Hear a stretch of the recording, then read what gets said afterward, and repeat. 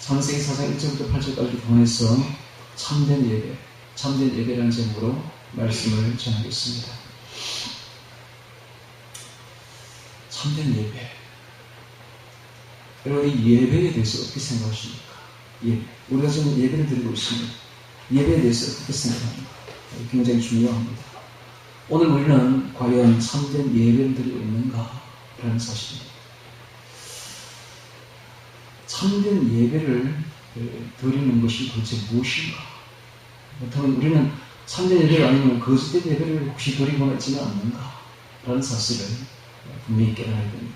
오늘 우리 이 예배 4장 1절부터 8절까지 보이는 이 이야기를 통해서 참된 예배가 무엇인가를 깨달아서 참된 예배 생활을 또 이어나가는, 예배도 참된 예배를 드리고 또 참된 예배 생활로 이어지는 귀한 생활들이, 귀한 사람들이 되기를 바랍니다. 제가 왜 갑자기 히브리서를 하다가 창세기를 들어왔는가? 너무 중요하니까 이 부분 짚어야 되겠어요. 이 부분을 짚지 않으면 우리가 아무리 신앙생활하고 아무리 교회를 다니고 아무리 예배를 드려도 여전히 하나님이 버리시지 않는 예배를 드릴 수가 있고, 그렇다면 하나님이 기뻐하지 않는 거짓 예배를 드린다면 우리는 나중에 천국에 가서 심판대 앞에 딱 서게 되면 하나님 우리에게 이렇게 말할 것입니다. 나는 너의 예배를 한 번도 받은 적이 없다. 충격이죠. 우리가 평생 예배를 드리고 정말 얼마나 많은 예배를 드렸으며 얼마나 많이 하나님을 섬겼는데 하나님 심판대 앞에 딱 가니까 하나님 뭐라고 말하는가 하면은 나는 너의 예배를 단 한 번도 받은 적이 없다. 나는 너를 모른다. 라고 말하면 너무나 충격적이고 놀라운 일이 아닐 수가 없는 겁니다. 그로 인해서 우리가 지옥에 갈 수밖에 없는 그런 일이 벌어진다는 겁니다. 그럼 도대체 이 참된 예배가 뭔가? 제가 결론부터 딱 이야기하겠습니다. 한마디로 딱 말하면 참된 예배란 좋은 교회당에서, 좋은 환경에서 정말로 아름다운 찬양대 찬송 소리도 들으면서 정말 우리 기분이 좋죠. 그런 거 들으면 오케스트라를 동반한 엄청난 찬양을 들으면서 정말 능변의 기도 소리, 그리고 정말로 이 능변의 달변에 재미있고 또 우리 그 마음을 치유해 줄 수 있는, 치료하는 그런 달변의 설교를 듣는 것이 과연 예배일까요? 사람들은 그런 예배를 찾고 있습니다. 오늘날 많은 사람들은 그런 교회를 찾고 있습니다. 일단 교회 건물이 좋아야 돼. 크고 좋아야 돼. 큰 교회 들어갈 기분 좋죠. 그 다음에 찬양대가 좋아야 돼. 찬양대가 스트럼한데 찬양대 노래소리가 완전히 방송국에서 나오는 것처럼 이렇게 아름답게 구슬을 불리는 것처럼 이렇게 들려야 돼. 기분이 좋죠. 그래, 내 기분이 좋잖아. 그래, 은혜 받잖아. 예. 또 기도할 때 떠들이는 기도하면 안 돼. 아주 유창한 기도를 드리는 그런 기도 소리를 들으면서 또 목사님이 이 강단에 올라와가지고 아주 능변의 설교를 해야 돼. 예. 재미있고 또 가슴에 우리가 치유가 되는, 유익이 되는 그런 설교를 들으면 그날은 내가 은혜 받았다 그러죠. 내가 은혜 받았다. 또 그런 교회만 찾고 있습니다. 오늘날 대다수의 교회들이 그렇습니다. 미안하지만 그것은 거짓 예배입니다. 거짓 예배. 자기가 만들어낸 우상숭배입니다. 우상숭배. 그런 예배를 드리는 자들은 단 한 번도 제대로 예배를 드린 게 아니에요. 왜냐하면 자기 중심적으로 드렸기 때문에 그렇습니다. 우리가 진실로 하나님께 드리는 진정한 예배, 참된 예배는 무엇인가? 결론을 딱 이야기하겠습니다. 참된 예배란 창조주 하나님의 절대 권위를 인정해야 됩니다. 우리는 피조물입니다. 그분 앞에 무조건 엎드려야 돼요. 우리는 그분에게 반드시 예배를 드릴 의무가 있는 것입니다. 그 다음에 우리를 구원하신 구원주 하나님 앞에 절대 복종, 절대 굴복해야 되는 것입니다. 절대 순종해야 되는 것입니다. 이것이 바로 참된 예배인 것입니다. 하나님 앞에 나와서 절대 순종, 절대 굴복, 절대 복종해야 되며 하나님의 절대 권위를, 창조주 하나님의 절대 권위를 인정해야 되는 것입니다. 그런데 사람들이 그렇게 하면 그렇게 하지 않습니다. 대부분 보면 하나님의 절대 권위를 인정하지 않습니다. 오히려 자기 자신이 중심이 되어 있습니다. 하나님 중심주의적인 예배가 아니라 내 중심적인 옛사람이 아직도 살아있습니다. 그래서 자기 기분이 좋아야 돼. 자기 기분을 맞춰야 돼. 자기가 치유를 받아야 돼. 자기가 좋아야 돼. 그래야 은혜 있네, 없네. 은혜 못 받죠. 절대. 거짓 예배를 드렸는데, 우상숭배를 드렸는데, 우상숭배를 포장된 하나님 앞에 예배를 드렸는데, 어떻게 은혜가 됩니까? 절대 은혜가 되지 않습니다. 하나님은 속지 않습니다. 만홀히 여김을 받지 않습니다. 하나님은 절대로 속지 않습니다. 하나님은 우리의 진정성을 봅니다. 하나님이 우리 앞에 나올 때 그 마음의 진정성을 본다 이 말이에요. 그래서 예배 드릴 때는 예배자의 태도가 굉장히 중요합니다. 정말로 하나님은 예배자의 그 자세를 엄청나게 중요하게 여기는데, 여러분 예를 들어 한번 보십시다. 세상 어디에 기독교처럼 예배 드리는 종교는 아무데도 없습니다. 하다못해 미신을 숨기는 그 무당들을 한번 보세요. 어떻게 큰 무술 앞에 놓고 어떻게 하는지 한번 보십시오. 그들이 진짜 목욕 재개를 합니다. 부부 생활도 부부 관계도 맺지 않습니다. 아주 정결한 생활을 합니다.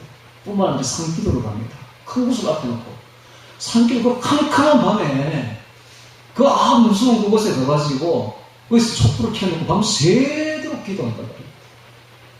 그렇게 하지 않으면 그들이 그 신을 숨길 수가 없어요. 그 정도 해야 돼. 또 다른 종교인을 보십시오. 다른 종교인들 중에 우리 기독교인들처럼 이렇게 무성의하게 종교생활을 하는 데가 어디 있는지 한번 보십시오. 아무데도 그런 데가 없어요. 불교인들 한번 보십시오. 얼마나 열심히 하는가. 한번 보고 내가 깜짝 놀랐어요. 한번 제가 어떤 절에 오후에 가게 됐는데, 고성에 개성사로 저기 있는데, 갔더니 그 절벽 위에 완전 절벽에 매달린 그런 절감이에요. 근데 갔는데요, 거기 스님이 그냥 뭐 이 절을 하는데, 그 법당의 앞에서 얼마나 정성을 다해서 절을 하는지, 그냥 막 사방이 그냥 다 그냥 고요해지는 것 같아. 근데 그걸 보면서 내가 깜짝 놀랐어요. 와, 우리 기독교인들은 전 정성을 들이는다. 그분들이 새벽에 3시에 일어납니다. 예불을 드리기 위해서 새벽 3시에 다 일어나서 목욕제하고 부처 앞에 엎드린다고요. 세상 어디에도 다른 신을 숨기는 자들은 우리처럼 이렇게 예배드리지 않습니다. 이렇게 무성하게 정성 없이 이렇게 드리지 않는다고요. 도대체 예배를 드리는 자들이 하여튼 보면은, 우리 지금 보면은 웃긴다고요. 보면 우리 교회는 그런 사람이 없습니다만 커피를 딱 들고 온다고. 커피잔을 들고 예배실에 들어와요. 딱 앞에 놓는 거예요. 자기 기분이 좋아야 되니까, 자기 중심적인 예배니까. 그리고는 폰을 딱 켭니다. 그리고는 예배에 설교 집중 안 합니다. 내 폰 보고 딴 생각하고 있어요. 마음은 콩밭에 가 있어요. 여러분, 사람도 무슨 이야기를 할 때에, 대화를 할 때에 딴 생각하고 있으면 기분 좋아요? 기분 나빠요? 정말 그런 상황은 다시 이야기하고 싶지 않다고. 내가 지금 이야기를 하는데 나한테 집중하지 않고 딴 생각해보세요. 두 번 다시 그 사람하고 만나고 싶지 않은 건 맞잖아요. 하나님은 더해요. 하나님은 우리의 마음 자세를 본다고. 우리의 정성을 본다, 이 말이에요. 진정성을 보는 게 진정성 그게 굉장히 중요합니다. 온 마음을 다해 드리는 거 안 드리는 거, 이거 굉장히 중요하다고. 근데 대부분의 기독교인들이 지금은 타성에 젖어가지고 온 마음을 드리는 기독교인 찾아보기 힘든 시대가 되어버렸어요. 즉, 거짓 예배를 다 드리고 있는 거예요. 거짓 예배. 이런 예배를 드리면은 하나님이 안 받으십니다. 절대로. 예배를 드리려면 여러분이 만약에 외국에 여행 간다 해보십시오. 그럼 비행기 시간에 딱 맞춰서 갑니까? 그럼 비행기 못하죠. 적어도 1시간 일찍 가야 되잖아요. 가가지고 수속받고 준비하고 기다리고 있잖아. 그래요, 안 그래요? 예배 시간도 마찬가지야. 예배 시간에 들려면 벌써 30분 전에 와야 돼. 오면 30분 전에 찬양이 시작되잖아요. 그렇게 준비를 해야지. 준비를 하고 앉아가지고 기다리고 있어야지. 예배 시간 다 돼가지고 여기 들어오가지고 예배 드린다고 하나님 받으실 것 같아요? 안 받으신다고. 절대 안 받아요. 그런 정성 없는 예배는 절대 받으시지 않습니다. 적어도 우리 목회자들은 다 1시간 전에 옵니다. 와가지고 다 예배 준비한다고요. 여러분들은 30분 전에 와야 돼요. 와가지고 기도하고 정성을 다해야 돼요. 정성을. 그래야 하나님이 배워받으시지. 하나님이 만홀히 여기면 받으실 것 같습니까? 하나님 우리 싹 다 알고 있습니다. 다 곁듣고 있다고요. 예배를 드리러 올 때는 옷도 제일 좋은 옷을 입고 오십시오. 깔끔하게 접으십시오. 오늘 새 옷을 입고. 어제 제가 다 빨아냈어요, 다 빨아냈어요. 네, 이제, 입은 더러운 옷은 절대 하나님께 못 가겠다. 그래서 완전히 새 옷으로 갈아입고 와야 됩니다. 깨끗한 옷으로. 헌금을 드릴 때도 제일 좋은 돈으로 깨끗하게, 다리미질 옛날에 그래 했잖아. 다리미질 다 했어. 깨끗하게 만들어가지고 정성을 다해서 무슨 말, 헌금 액수를 보는 게 아니라 정성을 보고 있다. 그 마음 자세를 보겠다는 것입니다. 그렇게 해서 우리의 헌금을 우리의 마음과 함께 드려야 돼. 그래, 하나님 우리의 헌금을 받는 게 아니라 우리 마음을 받는다. 마음과 정성을 받으십니다. 이게 참된 예배입니다. 참된 예배. 근데 예배가 얼마나 중요하냐면 우리의 인생의 모든 것이 예배에 달려 있습니다. 예배에 실패하면 인생도 실패하고, 예배에 성공하면 인생도 성공합니다. 하나님이 우리의 예배가 얼마나 중요하냐면, 나중에 보면 이 가인이요, 예배에 실패하니까 살인으로 이어집니다. 예배가 곧 살인으로 이어진다니까. 그 인생이 완전히 그냥 끝장나버려요. 예배가 실패해버리면. 예배에 성공한 아벨은요, 천국에 귀한 사람으로 올라갔습니다. 그가 비록 죽었으나 믿음으로서 그가 말하고 있습니다. 지금도 말하고 있죠. 예배가 얼마나 중요한지 모릅니다. 예배에 인생의 전부가 걸려 있습니다, 여러분. 인생의 의미는 예배에 있습니다. 인생의 목표는 예배에 있습니다. 하나님은 이렇게 말합니다. 이사야서 43장 21절에 이 백성은 내가 나를 위하여 지었나니 나의 찬송을 부르게 하느니라. 나의 찬송을 부른다는 게 예배입니다. 예배. 이름을 부르는 것도 예배고, 그때부터 그들이 여호와의 이름을 불렀더라. 에로스부터 이름을 부르는 게 바로 예배예요. 찬송을 부르는 게 바로 예배입니다. 즉, 이 백성은 내가 나를 위하여 지었나니 나의 찬송을 부르게 하기 위함이라. 즉, 내게 예배를 드리기 위함이라. 이 백성이 누굽니까? 전부다. 우리 모두다. 이 백성은, 인생은 전부, 인간 전부는 예배를 드리기 위해서 태어난다 하는 것입니다. 왜 그런가? 하나님은 창조주고 우리는 피조물이기 때문입니다. 우리 피조물들이 하나님 앞에 나아가서 예배를 드리는 것은 우리의 반드시 드려야 될 의무입니다. 아무도에게 예배가 있을 수는 없어요. 인생으로 태어났다면 반드시 창조주 하나님 앞에 무릎 꿇고 가서 예배를 드려야 됩니다. 예배를 드리지 않는 사람이 있다면 그 사람은 하나님께 반역하는 사람입니다. 그 인생은 반드시 불행하게 될 수밖에 없는 거예요. 반드시 불행해집니다. 죽어서는 지옥에 들어갑니다. 그러니까 하나님 앞에 반역하면 안 됩니다. 우리가 창조주 하나님의 절대 권위를 인정해야 돼요. 우리 피조물들은 무조건 하나님 앞으로 나와서 무릎 꿇고 예배를 드려야 되는 것입니다. 이것이 바로 의무입니다. 의무. 필연적인 의무입니다. 그래서 찬송 시편에도 이런 말이 있습니다. 시편 147편 1절 할렐루야 우리 하나님께 찬양함이 선함이요 찬송함이 아름답고 마땅하도다. 찬송하는 것이 마땅한 일, 마땅히 해야 되는 일입니다. 우리 피조물들이 마땅히 해야 될 일은 하나님 앞에 찬송해야 될 일들인 것입니다. 예배드리지 않는 자들은 하나님 앞에 잘못된 피조물들, 죽음 마땅한 자들이에요. 그러니까는 인생으로 태어났다면 모든 피조물들은 하나님 앞에 예배를 드려야 됩니다. 여러분들 저 산에 가면 수많은 나무가 있는데 이 나무들도 다 하나님께 예배를 드리고 있습니다.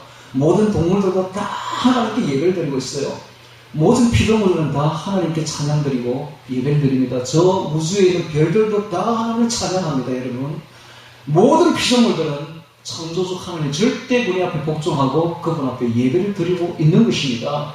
오직 예배 드리지 않는 자들이 있는데 바로 인생들입니다. 이 잘못된 자들이죠. 네. 예배를 드리지 않는 것은 하나님께 반역하는 자들입니다. 오직 인생들만 반역하고 있습니다. 오늘 우리는 하나님 앞에 반역하면 안 됩니다. 하나님 앞에 굴복해야 됩니다. 복종해야 됩니다. 순종해야 됩니다. 하나님의 절대 권위를 인정해야 됩니다. 이게 참된 예배예요.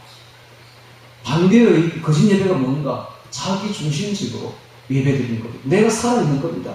내 자신이 살아있는 거예요. 내 옛사람이 살아있어. 그래서 예배의 중심이 하나님이 아니라 지가 중심이야. 지가. 내 기분을 좋게 해야 돼. 그래서 예배 환경이 좋아야 돼. 좋은 집, 큰 집. 그 집 안에 들어가서 큰 찬송, 아름다운 찬송이 들려야 돼. 그래야 기분이 좋아. 설교자가 아주 미려한 설교를 해야 되고, 유창한 설교를 해야 되고, 재미있는 설교를 해야 되고, 유익한 설교를 해야 되고, 이게 뭡니까? 자기 중심적인 예배. 즉, 금송아지를 만든 거죠. 인간이 자기 중심적으로 살려고, 인간이 거짓 예배, 즉, 우상을 만들었는데, 그게 바로 하나님으로 포장된 우상숭배인 것입니다. 우상숭배. 자기 중심적인 예배. 오늘날 대부분의 기독교인들이 이렇게 우상숭배를 하고 있습니다. 자기 중심적인 예배를 드리고 있습니다. 하나님 앞에 절대 복종하지 않습니다. 하나님 앞에 절대 순종하지 않습니다. 절대 굴복하지 않습니다. 자기 중심적으로 생활하고 있습니다. 그러면서 무슨 말을 하고 있는가? 믿기만 하면 구원받는다 하면서 예수 믿는 것이 무슨 구원의 부적이 된 것처럼 그렇게 생각하고 있으며, 하나님을 우리가 믿으면 만사 형통의 부적이다 라고 생각합니다. 그래서 기독교는 자기에게 복 주는 만사 형통의 무슨 부적처럼 생각하고 있으며, 예수 믿기만 하면 무조건 구원받는다는, 믿기만 하면 구원받는 부적을 달고 있습니다. 이게 희한한 일이 지금 벌어지고 있는 거예요. 그러면서 자기 중심적으로 생각하고 있습니다. 자기 옛사람에게 만족되는 생각을 하고 있는 거예요. 이게 바로 거짓 예배인 것입니다. 오늘 우리가 거짓 예배를 드리면 절대로 안 되는 것입니다. 그래서 자, 이제 성경을 보면서 이 거짓 예배가 무엇이며 참된 예배가 무엇인지 4장 1절부터 명료하게 표현된 이 글을 보면서 같이 보도록 하겠습니다. 4장 1절 봅니다. 아담이 그 안에 하와와 동침하며 하와가 잉태에 가인을 낳고 이르되, 가인 하면 얻었다, 덕남했다 이런 뜻입니다. 즉 메시아를 얻었다 이런 뜻입니다. 즉 하나님께서 3장 15절에 말씀하신 그 여자의 후손, 오면 뱀의 머리를 상하게 할 그 후손을 내가 얻었다는 뜻입니다. 그래서 이 가인을 낳고 난 뒤 그들이 얻었다라고 이름을 지었는데, 가인을 낳고 이르되 내가 여호와로 말미암아 덕남하였다, 얻었다 하니라. 그러나 그 가인을 보니까 금이야 오기야 키웠더니 가인이 너무너무 악한 거예요. 너무 악하고 생각하는 것도 악하고 생활하는 것도 악하고 악을 저지르고 있습니다. 그러니까 너무 실망을 하게 됩니다. 그가 또 가인을 아벨을 낳았는데 아벨은 헛되다. 왜냐하면 그 첫 아들에게 소망을 걸었는데 그 소망이 와서 헛된 거예요. 둘째 아들을 낳았는데 이름을 헛되다라고 지은 거예요. 아벨이라고 지었습니다. 아벨을 낳았는데 아벨은 양치는 자였고 가인은 농사는 자였더라. 세월이 지난 후에 가인은 땅의 소산으로 제물을 삼아 여호와께 드렸고, 아벨은 자기도 양의 첫 새끼와 그 기름으로 드렸더니 여호와께서 아벨과 그 제물을 연락하였으나 가인과 그 제물을 연락하지 아니하신지라. 자, 이제 이 부분입니다. 이 부분을 놓고 대부분의 신학자들과 예배를 인도하는 설교자들이 뭐라고 말하느냐 하면, 자, 왜 하나님께서 가인의 제물은 연락하지 아니하였고 아벨의 제물을 연락했는가? 이유는 피제사에 있다 라고 말합니다. 피제사. 아벨은 피제사를 드렸기 때문에 하나님이 받으셨고, 가인은 곡물제사를 드렸기 때문에 피가 없기 때문에 하나님이 받지 않으셨다 라고 말하면서 그 근거를 어디다 두느냐면 히브리서 9장 22절을 근거를 댑니다. 율법을 쫓아 거의 모든 물건이 피로서 정결케 되나니 피 흘림으로서 죄사함이 없느니라. 또 히브리서 12장 4절에 믿음으로 아벨은 가인보다 더 나은 제사를 하나님께 드림으로 의로운 자라 하는 증거를 얻었으니 제가 하나님께 의로운 자라 하는 증거를 받았느니라. 제가 죽었으나 오히려 믿음으로서 말하느니라는 이 두 구절을 가지고, 아벨이 피제사를 드렸기 때문에 하나님과 제사를 받으셨고, 가인이 피제사를 안 드렸기 때문에 안 받았다라고 전개를 하면서, 믿음으로 아벨은 가인보다 더 나은 제사를 하나님께 드렸다는 구절을 인용을 하면서 뭐라고 말하냐면, 우리를 구원하는 것은 믿음이지 행위가 아니다 라고 전개를 합니다. 근데 이렇게 해석하는 것은 지금 하나님의 그 의도에서, 이 창세기에서 보는 이 의도에서 완전히 벗어난 해석입니다. 우리는 이 날카로운 시각으로 이 본문을 자세히 한번 훑어봐야 됩니다. 도대체 하나님이 받으시는 예배가 어디에 있는가? 과연 피제사에 있는가? 사람들이 생각하는 것처럼. 여러분, 이 자세히 보면은, 이 원어를 자세히 살펴보면은, 여기 보면은,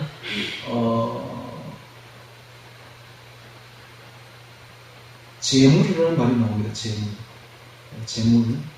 아벨과 그 제물은 연락하셨으나 가인과 그 제물은 연락하지. 이 제물이라는 뜻이 민하입니다. 민하인데 이 제물은 봉헌물이라는 뜻입니다. 근데 이것을 똑같이 가인과 또 아벨이 드린 제물에 다 쓰고 있습니다. 똑같은 단어를 쓰고 있습니다. 이것은 무엇인가 하면은 하나님이 받으시는 봉헌물은 피나 곡물이랑 관계없다는 것입니다. 즉 이게 민하, 제물, 아벨과 가인에게 똑같이 쓰이고 있다는 것에서 우리는 볼 수 있는 것은 이것이 제물이 그렇게 중요한 게 아니라는 겁니다. 그 똑같이 하나님께 드리는 봉헌물이라는 사실. 하나님은 곡물도 받으십니다. 피만 받으시는 게 아니라 곡물도 능히 제사를 받으십니다. 여기 보면 소제가 있잖아요. 소제. 5대 제사 중에 곡물의 가루로 드리는 제사가 있잖아요. 그죠? 그와 같이 곡물이라고 안 받고 피를 받고 이런 게 아니다. 하나님은 다 하나님께 드리는 것은 다 받습니다. 그러면 왜 아벨의 제사를 받으시고 가인의 제사를 받지 않는가? 야, 이거를 아는 것은 굉장히 중요한 일입니다. 이거를 만약에 모른다면 우리가 가인처럼 매일 예배를 드려도 매주 예배를 드려도 그리고 또 매주일 생활을 해도 하나님이 받지 않으시는 예배가 될 수도 있다는 사실을 이 충격입니다. 충격. 평생 교회를 다니고 수없이 예배를 드렸는데 난 너의 예배를 한 번도 받은 적이 없다라고 말하면 얼마나 충격적입니까? 얼마나 놀라운 일입니까? 아주 심각한 문제입니다. 그래서 우리 교회 이름이 뭡니까? 우리 교회 이름이 바로 천성교회 아닙니까? 천국 가는 교회다 이 말이에요. 그래서 이런 부분에 아주 날카롭게 해석을 하고 분석을 합니다. 우리 교회는. 왜냐하면 천국 가야 되니까. 천국 가야 되니까. 실컷 예배를 드리고 실컷 신앙생활을 했는데 심판한테 떡 갔는데 하나님 난 너의 예배를 한 번도 받은 적이 없다. 난 너 모른다. 그럼 어떡할 거야? 그러니까 그런 일을 안 당하도록 하나님 이름을 딱 주신 거예요. 천성교회라고. 그러니까 천성교회에서는 이 문제를 다루어야 됩니다. 그래서 진짜 하나님이 받는 예배가 무엇이며 받지 않는 예배가 무엇인가를 날카롭게 분석해야 됩니다. 해서 오늘 우리가 하나님이 드리는 예배를 드려야 돼. 하나님이 받지 않으면 거짓 예배를 드리면 안 된다 이 말이에요. 그래서 아벨의 예배를 받으신 이유가 뭔지를 보겠습니다. 먼저 아벨부터 봅니다.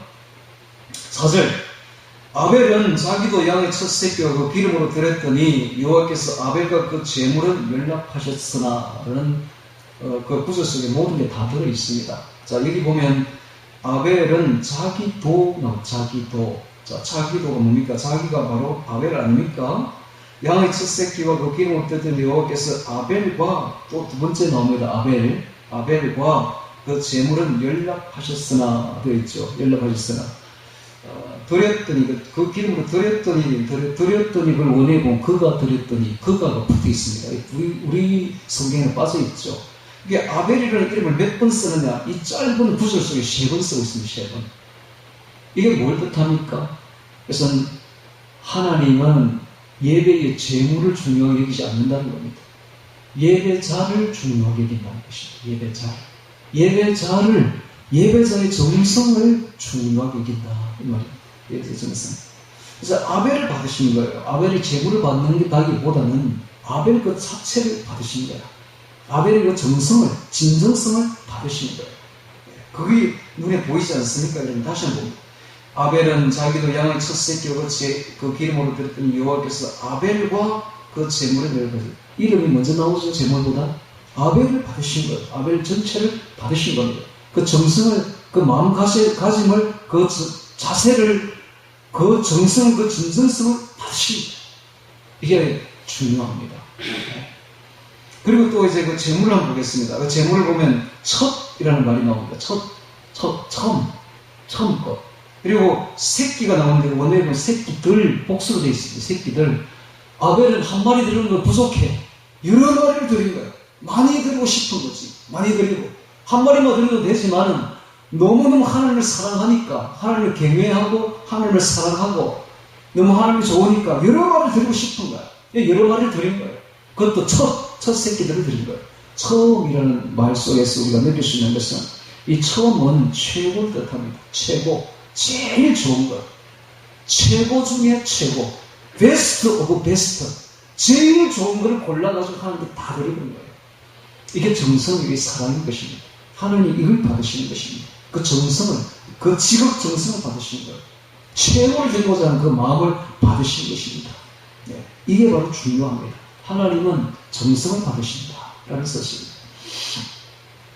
이렇게 해야 진정한 예배가 됩니다. 여러분, 오늘 우리가 예배를 드릴 때에 최고를 드려야 돼요. 최고. 내 가진 모든 것 중에 최고를 드려야 돼요. 여러분, 시간도 최고를 드려야 됩니다. 최고를. 아침에 일어나면 제일 먼저 최고의 하나님께 최고의 시간을 드려야 된다. 최고의 시간. 저녁이 되면 그 황혼무렵 가장 그 좋은 시간에 최고의 시간을 하나님께 드려야 됩니다. 하나님께 드려야 됩니다. 하여튼 내가 가진 것 중에 최고의 것을 하나님께 바쳐버려야 된다. 이것이 바로 하나님 받으시는 예배인 것입니다. 하나님은 창조주 하나님이십니다. 절대 권위를 가지고 있습니다. 그러므로 하나님 최고의 것을 받으시는 충분한 자격이 있습니다. 그러므로 우리가 하나님께 예배를 드리는 것은 당연한 것입니다. 최고를 드리는 건 당연한 것입니다. 최고를 드리는 것. 또 그 기름이 나옵니다. 그 기름. 이게 원어가 헬레브인데 이 기름이 의미하는 것은 살찌고 아름답고 좋은 것을 뜻합니다. 그러니까 양중에서도 최상급을 드렸는데 최고 중에 최고를 하나님 앞에 바쳐드린 것입니다. 예배를 드릴 때 이와 같이 드려야 됩니다. 옷 중에서도 가장 좋은 옷을 입으십시오. 예배 드리러 올 때는 어제 입던 거 입고 깨지지 않은 거 입고 들어오면 안 됩니다. 새 옷으로 딱 갈아입고 가장 좋은 것으로 단정하게 해서 최고로 하나님 앞에 드려야 돼요. 헌금을 드릴 때도 옛날에 우리 선조들은 다 헌금 다 전날에 다른 거 다 다릅니다. 어디 굽게 하는 걸 하나님께 드려요. 최고로 가장 많이 하나님께 드리고 싶은 것. 이게 바로 하나님 받으시는 정성이다. 헌물을 받는 게 아니에요. 돈을 받는 게 아니라 돈 액수 중요하지 않아요. 하나님의 정성을 그 마음 가짐을 그걸 받으시고자 하는 것입니다. 이게 바로 아벨을 먼저 받으신 거예요. 아벨. 예배자를 먼저 받으신 것입니다. 그리고 그 헌물을 받으신 것입니다. 이게 바로 예배입니다. 이게 바로 하나님 받으시는 참된 예배인 것입니다. 그리고 열납이 나옵니다. 열납. 샤. 원어의 샤인데 샤의 뜻은 유심히 응시하다. intentional gaze.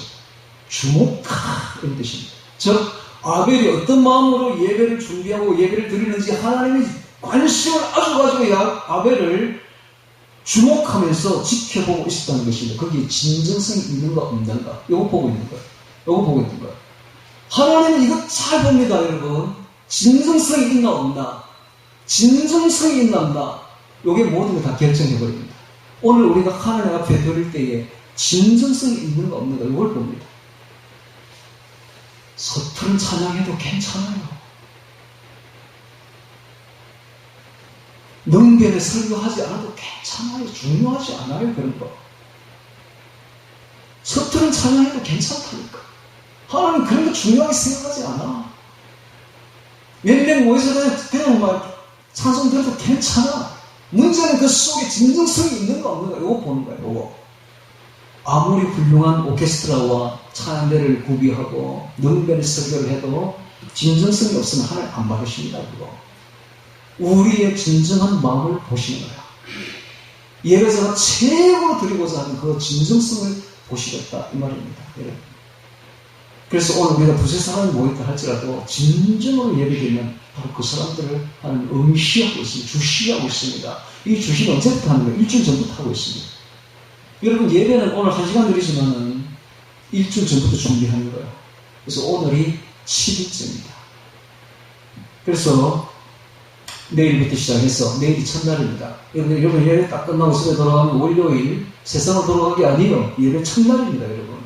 화요일은 둘째 날이에요. 하나님께 바쳐드린 둘째 날, 수요일 셋째 날, 어제는 여섯째 날, 오늘은 일곱째 날. 일곱째 날까지 예배를 드리는 것입니다. 여러분 생활 속에서 하나님이 주시하고 있습니다. 인텐션을 게이지하고 있습니다. 아주 주의 깊게 그 모든 생각과 그 모든 행동들을 다 보고 있는 거야. 우리가 얼마나 하나님을 생각하고 있는지, 얼마나 하나님 앞에 행동하고 있는지를 다 보고 있어요. 여러분 예배 제물을 준비할 때에 가인이 아벨이 1시간 전에 가서 양쪽 잡아왔겠어요? 아니에요. 예배 한 번 드리려고 오래전부터 주의 깊게 양들을 살피고 준비했지 않겠습니까? 여러분, 마찬가지예요. 오늘 우리들도 일주일에 단 한 번 예배를 드리기 위해서 일주일 내내 준비해야 되는 거야. 일주일 내내 정성을 다해서 자신을 정결하게 다듬고 하나님 앞에 드리고 늘 기도하면서 하나님과 동행하면서 그렇게 자신을 준비하는 것인데, 이것을 하나님이 보시고 있다 이 말이에요. 진정성 인텐션을 게이지 보시고 있다. 그럴 때에 우리의 예배를 받으십니다. 우리의 정성이 깊은 그 예배를 받으시는 겁니다. 정성이 없는 예배는 절대 하나님 받지 않으십니다. 정성이 있는 예배를 받으십니다. 아까도 제가 이야기했지만은 이교도들이나 안 믿는 사람들이 자기 신에게 드리는 그 정성을 한번 여러분 보신 적이 있습니까? 여러분, 그 정성하고 우리가 지금 내드리는 정성하고 한번 비교를 해보신 적이 있습니까? 여러분, 우리는 그 정성이 그런 정성도 아니에요. 우리 아버지가 부친이 우리 교회를 안 다녔는데 우리 집에 제사가 많았어요. 제사 때만 다가오면 우리 아버지가 4월 전부터 정성을 엄청나게 차립니다. 4월 전부터 안 하던 목욕을 해요. 저는 안 하던 짓을 합니다. 그리고 옷을 딱 일하던 옷이 아니라 진짜 정복을 갈아입어요. 4월 전부터 그런다니까. 그리고 당일날이 되면 진짜 깨끗한 옷을 딱 갈아입고는 아무 일도 하지 않습니다. 아침부터 저녁에 12시에 밤에 제사를 드릴 텐데 아침부터 정성을 켜고 있어요. 그분이 어디 가지도 않습니다. 딱 정성을 차지고 그렇게 준비를 했다가 지극정성으로 제사를 드리는 거 제가 봤습니다. 어릴 때 봤습니다. 여러분, 불신자도 그 정도 하는데, 자기 신에게 그 정도 하는데, 우리는 진짜 살아있는 진짜 창조주 하나님께 지금 제사를 드리고 예배를 드리는데 정성이 없었어야 되겠습니까? 하나님과 진정성을 보신다 이 말이에요. 이거 굉장히 중요한 거예요. 그런데 대부분의 기독교인들이 이렇게 안 한다 이 말이에요. 아무런 정성이 없습니다. 그냥 아무렇게나 예배를 드리고 있습니다. 하나님은 안 받으십니다. 지금 제가 드리는 이 말은 굉장히 중요합니다. 여러분, 이걸 교회에서 안 가르쳐 줍니다. 이런 말을 안 해요. 왜냐하면 이런 말을 하면 다 도망가 버리니까. 아이고, 우리 목사님은 완전히 율법주의자다 하면서 다 도망가. 이렇게 좋은 게 좋다면서 도망갈까봐 겁나니까 그냥 묵과하는 거예요. 묵과. 그래서 목사가 이런 말을 안 가르쳐주고 교인들은 또 정성 없는 예배를 드리다 보니까 기독교가 타락한 것입니다. 여러분, 오늘 기독교가 얼마나 타락했는지 아십니까? 불신자하고 똑같습니다. 안 다니는 사람하고 다니는 사람하고 생활에 차이 나는 게 하나도 없어요. 똑같아요. 왜 그렇습니까? 참된 예배를 드리지 않으니까 생활에 변화가 없는 겁니다.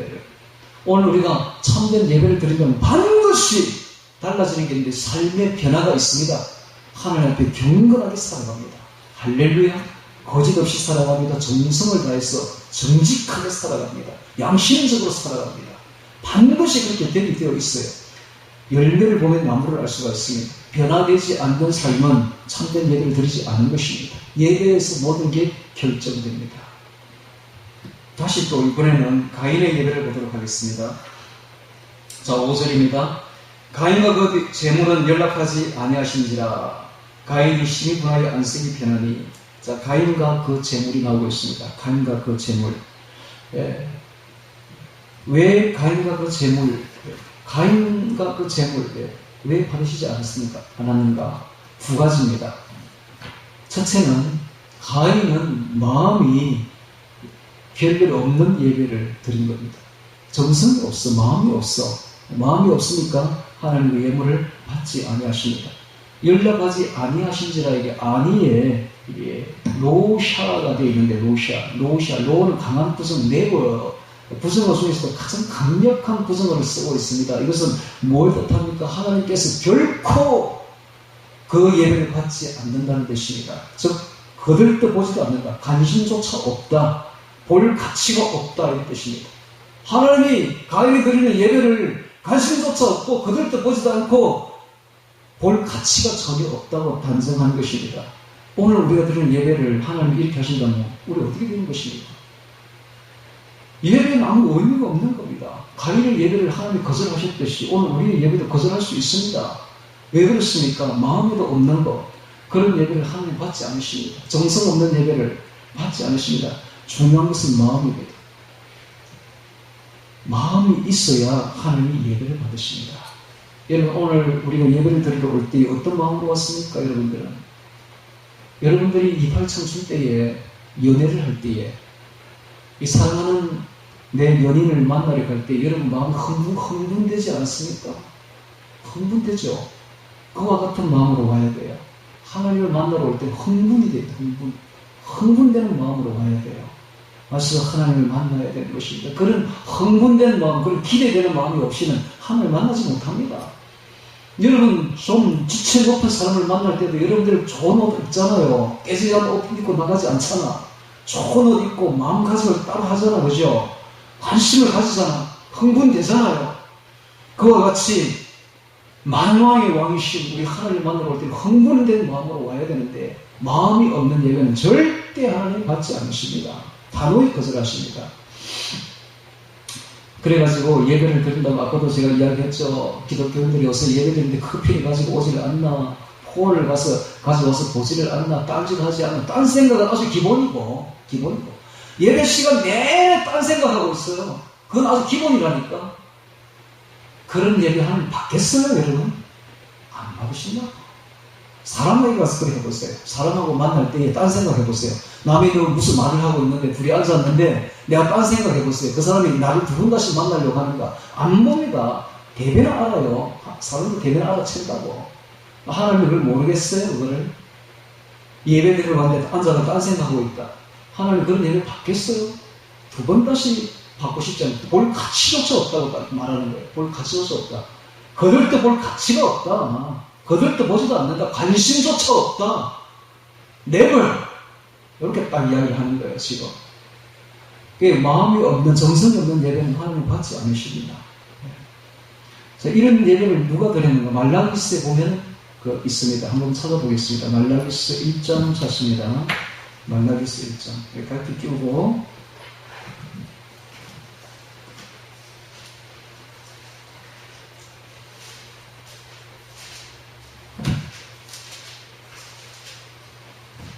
(1장 11절)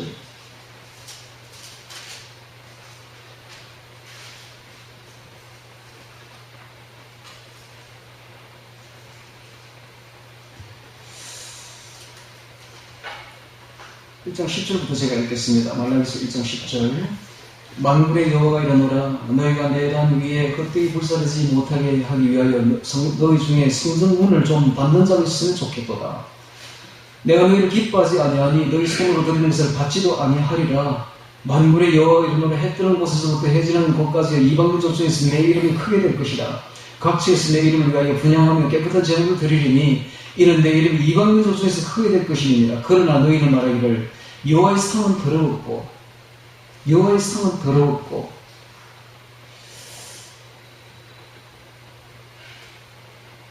여호와의 상은 더러웠고 그 위에 있는 실같고 식물은 갱멸히 여길 것이라. 더러워져도 괜찮아, 이 말이에요. 여호와의 상은 더러워져도 괜찮아. 누가 보나? 이런 뜻입니다. 그 위에 있는 실같고 식물은 갱멸히 여기도 괜찮아.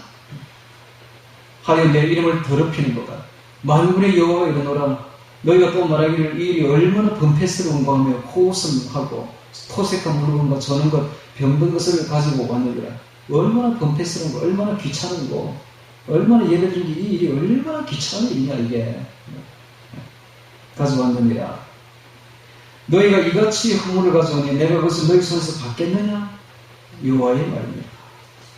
이게 바로 이스라엘 백성들이 드렸던 예배입니다.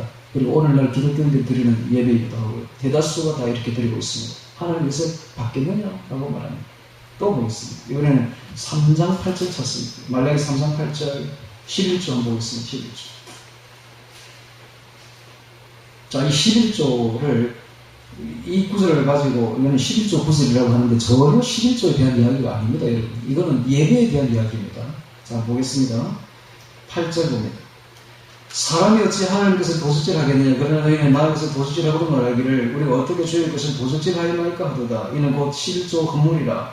너희 온 나라가 나에게서 도둑질하였으므로 너희가 저주를 받았느니라. 만군의 여호와가 이르노라 너희의 온전한 11조를 창고에 들여 나의 집에 양식이 있고 무엇으로 나를 시험하여 내가 하늘문을 열고 너희에게 복을 쌓을 곳이 없도록 붙지 아니하나 보라.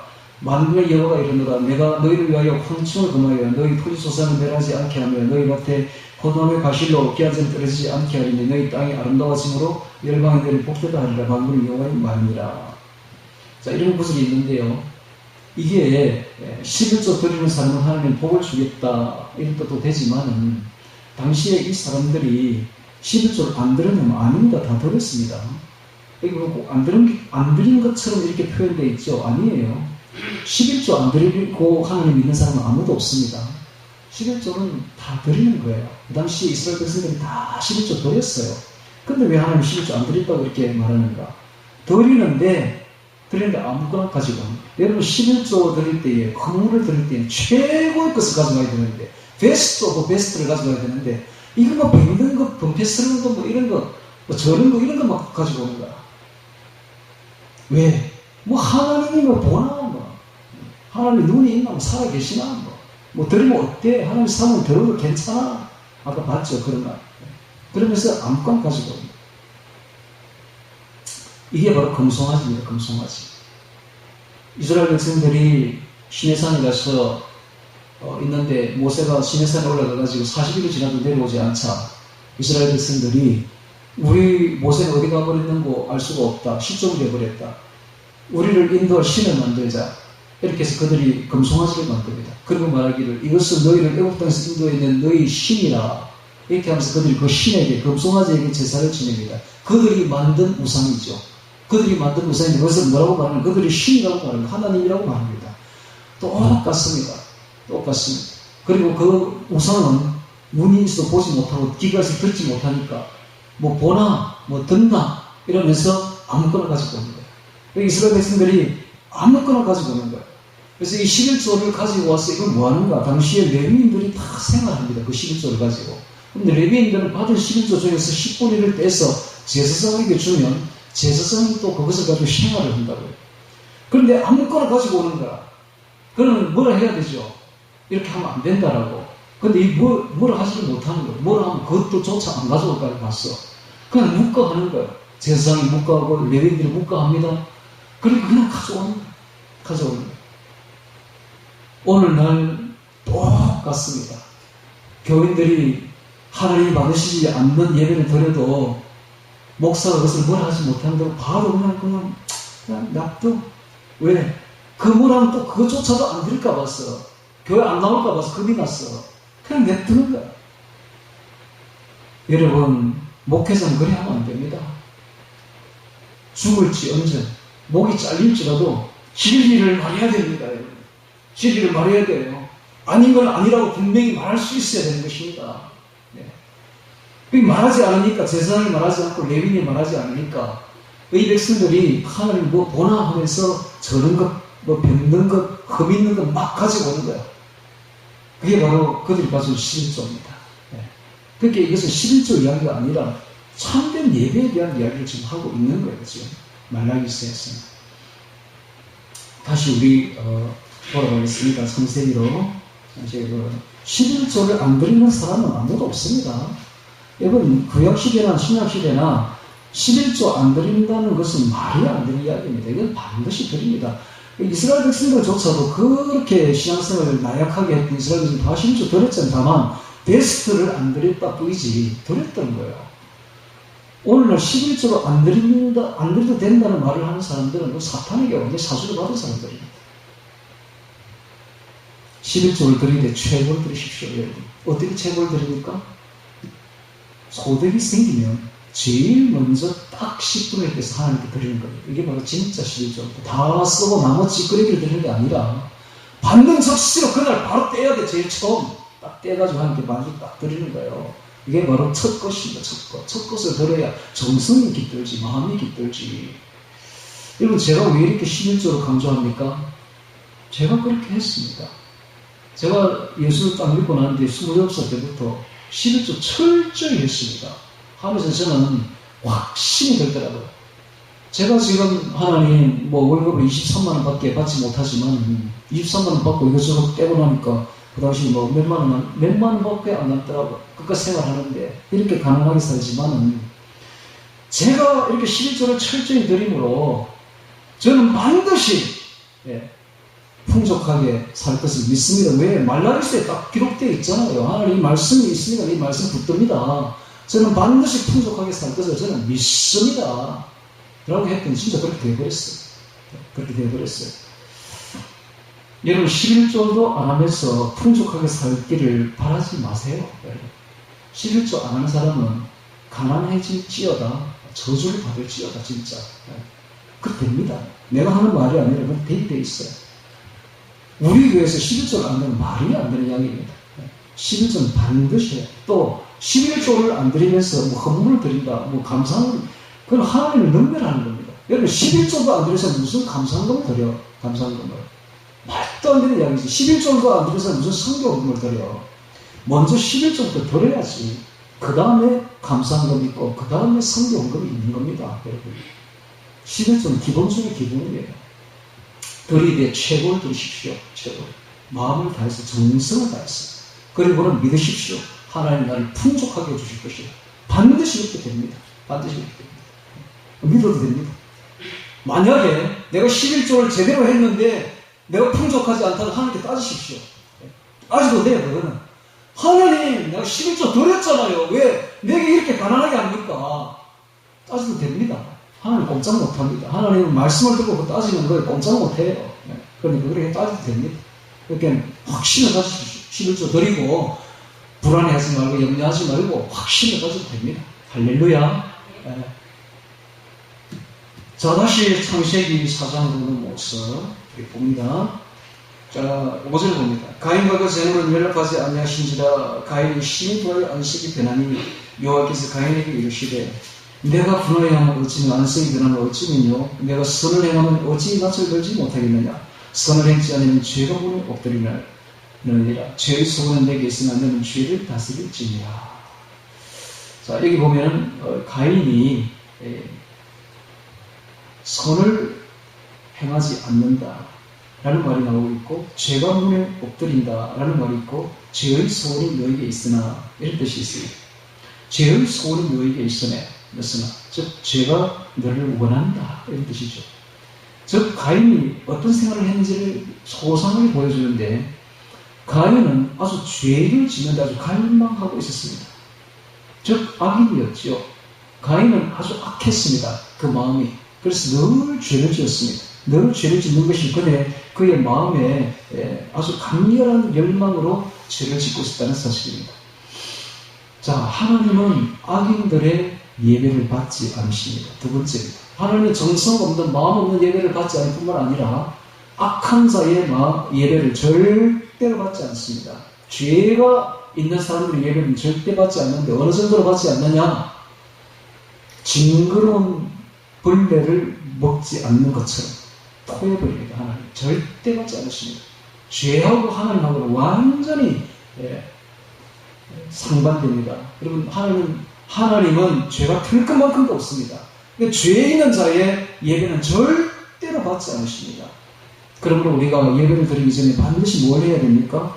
항상 회개기도를 해야 됩니다. 죄가 있으면 반드시 하나님 앞에 무릎 꿇고 엎드려서 참회해야 됩니다. 회개해야 됩니다. 그럴 때 하나님 그 사람은 예배를 받으시고 그 사람도 받으십니다. 죄가 조금 더 있으면 안 돼요. 그래서 항상 우리는 회개해야 되는 것입니다. 그래서 착한 자의 예배를 받으시는 것입니다. 미가서 1.8절에 사람아 주께서 선한 것이 무엇임을 너에게 보이시나니 여호와께서 내게 구하시는 것이 오직 첫 번째 공의를 행하며 두 번째 인자를 사랑하는 사랑, 첫 번째는 공의, 두 번째는 사랑, 세 번째는 겸손, 네 번째는 내 하나님과 함께 행하는 것이 아니라 동행. 이 네 가지를 하나님은 바라십니다. 사람아 주께서 선한 것이 무엇임을 내게 보이셨나니 여호와께서 내게 구하시는 것이 첫 번째 공의, 두 번째는 사랑, 세 번째는 겸손, 네 번째는 하나님과의 동행. 이걸 바라십니다. 라고 말합니다. 여러분 오늘 우리가 먼저 공의예요. 사랑이 아닙니다. 그래서 대부분 요즘 기독교인들이 보면 사랑부터 먼저 꺼내고 있어요. 하나님은 사랑이시라. 하나님은 우리를 사랑하신다. 그러니까 죄 짓는 것도 괜찮다. 하나님이 묵과해 주실 거야. 왜? 하나님은 사랑이시니까. 아니에요. 하나님이 먼저 공의입니다. 공의. 의롭게 해야 됩니다. 의로운 자에게 사랑하는 거지 의롭지 않은 자를 사랑하지 않습니다. 여러분, 의롭지 않은 자를 사랑하면 뭡니까? 그게 똑같이 악한 자들이죠. 똑같이 악을 행하는 자를 사랑하면 똑같이 악인들 아닙니까? 하나님은 먼저 공의에 의로운 거죠. 공의 위에 그 다음 사랑입니다. 그 다음 겸손, 그 다음 동행입니다. 사람이 악하면 절대로 하나님의 그 예배를 받지 않으신다는 사실입니다. 선을 행치 아니하면 죄가 문에 엎드리는 거야. 죄가 마치 맹수처럼 문에 딱 엎드려서 자세를 웅크리고 맹수가 노리듯이 죄가 호시탐탐 가인을 멸망하려고 문에 엎드려 있는 기회를 엿보고 있는 모습을 보여주고 있습니다. 여러분, 이 사탄은, 죄는, 마귀는 기회를 너무너무 잘 알고 기회를 놓치지 않습니다. 오늘 우리가 틈만 보이면 그 틈을 절대 놓치지 않는 게 이 마귀들의 세계다. 오늘 우리가 그들이 우리를 노리려고 매수처럼 엎드려 있는데 언제 우리가 틈을 보일 때, 약해질 때, 그때 반드시 치고 들어옵니다. 그들은 기회의 맹수들이에요. 그러니까 기회를 주면 안 돼. 틈을 주면 안 돼. 틈을 주면 반드시 치고 들어옵니다. 오늘 우리가 죄와 싸우되 어느 정도 싸워야 되는가? 피 흘리기까지 투쟁해야 됩니다. 피 흘리기까지. 오늘 우리가 우리 속에 있는 죄와 싸우되 어느 정도 해야 되는가? 옛사람을 죽여야 되는데 이 옛사람을 죽이는 것을 어떻게 해야 되는가? 피 흘리기까지 싸워야 됩니다. 투쟁해야 됩니다. 싸워 이겨야 됩니다. 그렇지 않으면 반드시 지게 됩니다. 가인처럼 반드시 지게 됩니다. 그러면 죄를 짓게 되죠. 요한일서 3장 12절에 가인같이 하지 말라. 저는 악한 자에게 속하여 그 아우를 죽였으니 이런 말이 있습니다. 가인같이 하지 말라. 그런 악한 자에게 속하여. 악한 자가 누굽니까? 사탄에게 속하여, 즉 사탄의 종이 됐다는 거죠. 사탄에게 종이 되면 사탄이 끌려다닙니다. 죄 가운데 사는 사람은 늘 사탄의 종이야. 사탄에게 늘 끌려다니. 그러다가 사탄의 사주를 받습니다. 그리고 사탄의 충동을 받고 사주를 받고 살인을 저지르게 된 것입니다. 그래서 이 사탄을 향해서 요한복음 8장 44절에는 저는 처음부터 살인한 자로 되어 있잖아요. 사탄이 실제로 첫 살인을 한 건 아닙니다. 아벨을 죽인 것은 사탄이 아니라 가인이죠. 그런데 왜 성경에는 처음부터 첫 살인자라고 말하고 있습니까? 이것은 사탄이 이 가인의 마음에 사주를 넣은 거예요.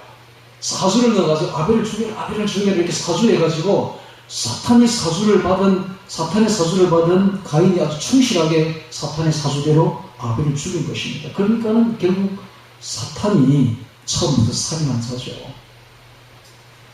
그래서 오늘 우리가 이 악인이 되면 사탄이 우리의 주인이 되고 우리가 사탄의 종이 되면은 이런 죄를 저지르게 됩니다. 이런 죄를 저지른 자의 예배는 절대로 하나님 받지 않으십니다.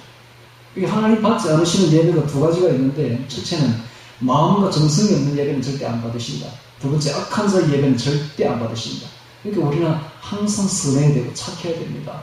하나님은 착한 자의 예배를 받으십니다. 선한 자의 예배를 받으시죠.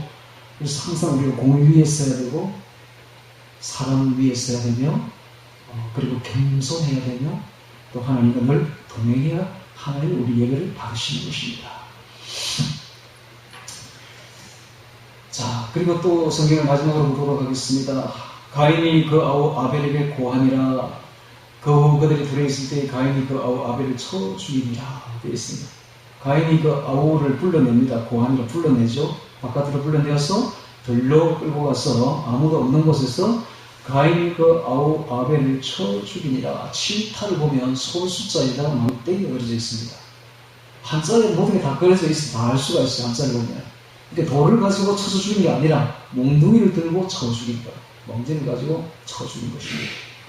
자, 이렇게 해서 첫 살인이 벌어지게 된 것입니다. 여러분, 이 첫 살인이라는 이 엄청난 죄가 어디부터 시작됐습니까? 예배가 얼마나 중요한지 모릅니다. 예배에 실패하면 인생도 실패하고, 인생에 실패하면 지옥으로 들어갑니다. 지옥 멸망으로 들어갑니다. 여러분, 예배 외에 생명을 걸게 됩니다. 예배를 꼭 드리시되, 우리가 피조물이니까 창조주 하나님께 예배를 드리시되 참된 예배를 드려야 되지 거짓 예배를 드리면 안 됩니다. 거짓 예배는 뭡니까? 자, 결론입니다. 거짓 예배는 뭡니까? 거짓 예배는 내가 중심적으로 예배 드리는 거예요. 내가 중심, 내 중심, 자기 중심적인 예배는 뭡니까? 내 속에 옛사람이 딱 살아있는 거예요. 그래서 내 기분을 좋게 해야 돼요. 좋은 집, 큰 집에서 좋은 찬송가를 들으면서 좋은 설교, 미련한 설교 들으면서 이렇게 해야 은혜가 된다. 이건 뭡니까? 자기 기분을 좋게 하는 우상숭배 검성하지 예배죠. 이것은 전혀 하나님 바치는 예배가 아닙니다. 자기가 주인인데 뭐 자기가 주인. 그래서는 안 됩니다. 제 옛사람을 먼저 죽여야 됩니다. 그리고 새 사람이 되어서 하나님 앞에 나가서 엎드려야 되는 것입니다. 하나님을 아시되 우리가 하나님은 창조주 하나님 앞에 절대 복종, 하나님의 절대 권위를 인정해야 되고 절대 복종, 절대 순종, 절대 굴복하는 마음으로 하나님 앞에서 예배를 드리면 비록 찬송이 서투르고 비록 기도가 매끄럽지 못하고 비록 설교가 능변의 설교가 아니어도 하나님의 은혜를 엄청나게 부어주십니다. 그런 사람이에요. 하나님의 은혜를 반드시 받을 수밖에 없고 또 하나님의 은혜를 받고 나면 삶이 변화됩니다. 삶이 변화될 수밖에 없어요. 하나님 앞에 참된 예배를 드리는 사람은 삶이 변화됩니다. 그래서 삶이 옛사람이 죽고 새사람으로 거듭나서 하나님 앞에 성결하고 깨끗하게 정결하게 살아간다는 말이에요. 자, 오늘 우리가 예배를 참된 예배에 대한 이야기를 들었는데 여러분, 예배는 예배의 삶으로 이어집니다. 오늘 이 예배는 단순히 이 예배로 끝나는 것이 아니라 일주일간의 예배의 삶으로 이어집니다. 일주일 동안 예배의 삶을 살 때에 정결하게 서십시오. 성결하게 서십시오. 거룩하게 살아야 됩니다. 그리고 죄짓지 말고 죄를 지으면 참회해야 되고 하나님 앞에 깨끗하게 이렇게 살면은 다음 주 예배를 들으러 올 때는 여러분이 하나님 앞에 뜨뜻할 것입니다. 따뜻한 마음으로 기쁘고 환희에 찬 마음으로 하나님 앞에 당당한 마음으로 하나님 앞에 서서 하나님 앞에 웃음으로 예배를 드릴 수가 있을 것입니다. 하나님 그런 예배를 받으신다는 말 일주일 동안 준비하시길 바랍니다. 그렇게 해서 이제부터는 정말 예배에 목숨을 걸어야 됩니다. 예배. 그리고 예배 생활에 목숨을 걸어야 됩니다. 하나님 한순간 한순간 아벨처럼 우리를 주목하고 있습니다. 인텐션을 게이지하고 있습니다. 주목하고 있습니다. 우리가 드리는 모든 예배들을 생활의 예배, 진정한 예배를 드리면서 우리를 기뻐 받으시고 있는 것입니다. 그래서 오늘 이 예배를 오늘 우리 하나님이 다 받으시고 계시며 또한 우리의 마음을 주장하실 줄로 믿습니다. 그래서 참된 예배를 드리는 우리 모두 되기를 주의 이름으로 축원합니다. 오늘 말씀 기억하며 기도드리겠습니다.